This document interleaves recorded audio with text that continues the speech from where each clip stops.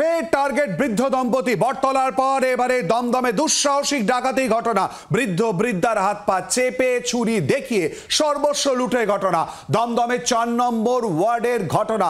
ঘরের জানলা ভেঙে প্রবেশ 7 জন দুষ্কৃতীর।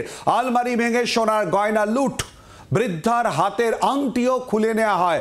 বাড়িতে থাকতেন 70 শঙ্কর মজুমদার এবং তাঁর স্ত্রী পুতুল মজুমদার। প্রায় 8 বছর ধরে শয্যাশায়ী বৃদ্ধ। বারবার কেন লুটেরাদের সফট টার্গেট হচ্ছেন বৃদ্ধ বৃদ্ধারা, উঠছে প্রশ্ন।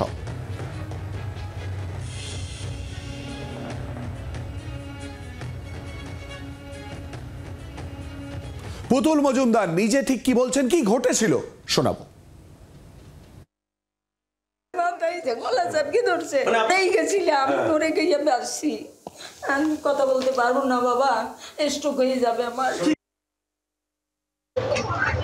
আমি এই মুহূর্তে দাঁড়িয়ে আছি দমদম থানার অন্তর্গত নলতায়। রবিবার গভীর রাত, ঠিক ঘড়ির কাঁটায় 2টো, এবং যে ছবি দেখাবো ঠিক নলতা স্কুল রোডের এই বাড়িতেই একাকী বৃদ্ধা মহিলা যখন ছিল, এবং ঠিক তাদের বাড়ির নিচের একটি গ্রিল কেটে তারা কিন্তু 7 জনের একটি ডাকাত দল তারা উপরে যায় এবং ধারালো অস্ত্র তাদের গলার মধ্যে ঠেকিয়ে সোনার গয়না, টাকা, সর্বস্ব লুট করে। এবং এই ঘটনার পর ইতিমধ্যেই দমদম থানার দ্বারস্থ হয়েছেন পরিবারের লোকজন। দমদম থানার পুলিশ এলাকার যে সিসিটিভি ফুটেজ রয়েছে সেই ফুটেজ ইতিমধ্যেই সংগ্রহ করে তদন্ত শুরু করেছেন, এবং তার পাশাপাশি এলাকায় একটি আতঙ্কের ছবি উঠে আসছে। কারণ হচ্ছে এলাকার লোকজন যেমনটা জানাচ্ছে যে এই ঘটনার পর রীতিমতো তারা কিন্তু আতঙ্কিত।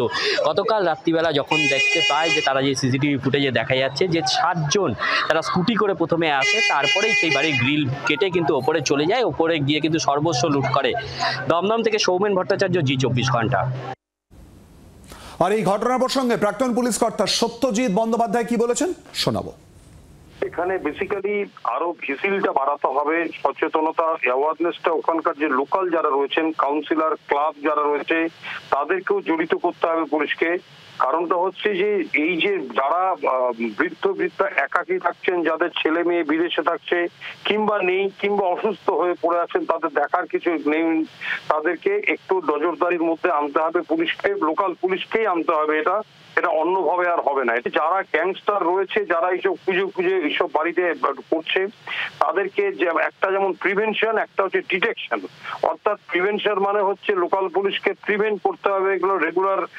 ধরুন এটা তো পেছন দিক দিয়ে ঢুকেছে হয়তো, তো সামনের দিক দিয়ে রাস্তা দিয়ে রাউন্ড করলে পেছন দিকটা হয়তো ধরা পড়বে না, কিন্তু আরো বেশি ইন্টেলিজেন্সের মাধ্যমে খবর আনতে হবে। এবং প্রত্যেক বৃদ্ধা কলকাতাতে যেরকম আমাদের কলকাতা পুলিশে আছে প্রণামের ব্যবস্থা রয়েছে, এখানেও প্রণামের মতন এরকম একটা ব্যবস্থা রাখতে হবে। এই প্রত্যেকটা জিনিস এগুলোকে প্রত্যেকটা কনসিডারেশন জোনে না আনলে এগুলোকে রোখা খুব মুশকিল হবে।